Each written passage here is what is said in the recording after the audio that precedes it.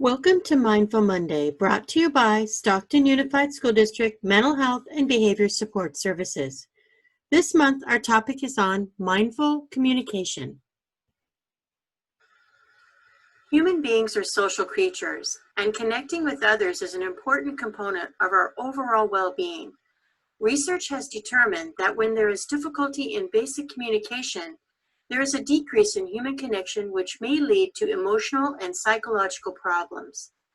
Communication is an important part and oftentimes an unavoidable part of our everyday life. As we all know, communication with some people may be easier than others. At times, the closest people to us are the ones we find ourselves struggling to communicate with in healthy and productive ways. Due to the fact that everyone communicates differently, it can lead us down a different path with every interaction. Let's explore how mindful communication can lead to more positive interactions with others and increase our overall well-being. Let's look at the difference between verbal and nonverbal communication. Verbal communication is the exchange of information by words. Nonverbal is the exchange of information by wordless cues. Verbal communication has less chance of confusion and misunderstanding the message. Nonverbal has more chance of confusion and misunderstanding the message. Verbal communication leads to prompt interchange of information. Nonverbal can take more time. Verbal communication doesn't essentially require the presence of both the parties at the same place. Nonverbal requires the presence of both the parties at the same place. Now take a look at the various types of nonverbal communication and think about how you implement them in your interactions with others. To the right, we have a list of various types of nonverbal communications. I'm only going to mention a few. Pitch of your voice, facial expressions, personal presentation, and eye contact.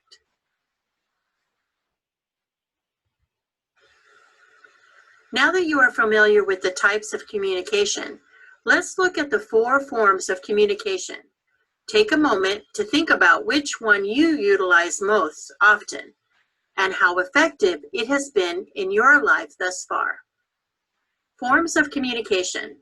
Assertive, you tell someone how they made you feel in a nice and respectful way. Passive, you don't share your feelings with anyone, you pretend that everything is okay. Aggressive, you express your feelings in a mean and disrespectful way.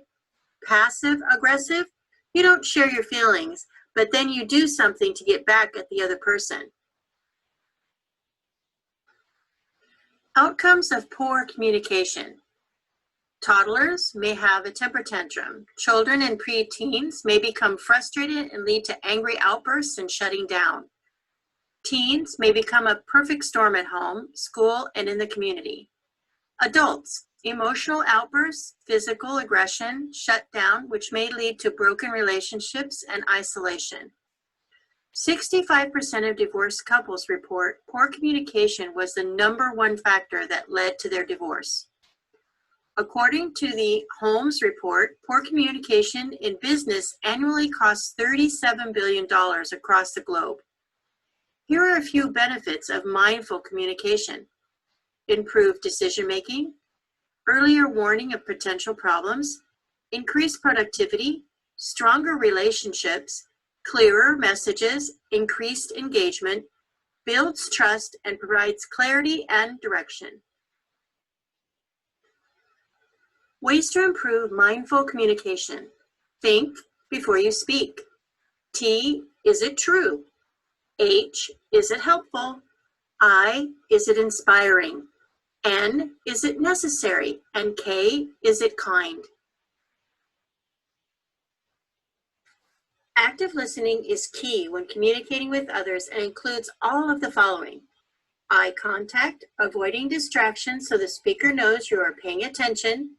Appropriate body gestures, give feedback like asking questions or summarizing what you heard, and show that you are listening by using facial expressions such as smiling.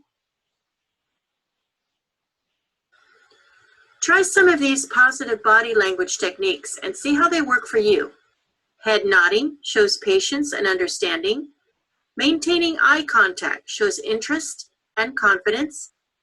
Smiling genuinely shows positivity and warmth. Leaning forward shows interest, concern, and understanding. Research has determined that we base our feelings, attitudes, and beliefs about what someone says, not by the actual words spoken, but by the speaker's body language and tone of voice.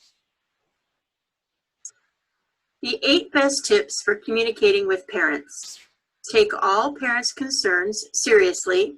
Express mutual expectations as soon as possible. Invest in two-way communications. Help teachers to stimulate parents' home involvement. Don't try to change parents, but change your way in communicating. Include children as much as possible in parent-school communication.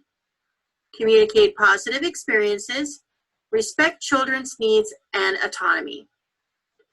Parent-teacher partnerships, the 3 C's. Communication, consistency, and collaboration. Ways to mindfully communicate with children and teens.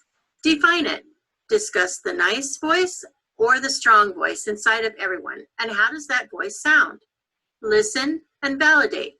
Make eye contact, do not interrupt, and accept without judging. Give a choice. When your kids start to complain, clarify what they want to have happen as a result. Rephrase and reframe. Rephrase complaints as a want or a wish. If you'd like more information, please visit the following websites. Communication can be tough, so remember to be mindful in how you communicate with others, and remember that practice is key. And as always, you matter. Thank you for watching this month's video. We look forward to seeing you next month. For more information, visit www.stocktonusd.net/MHBSS.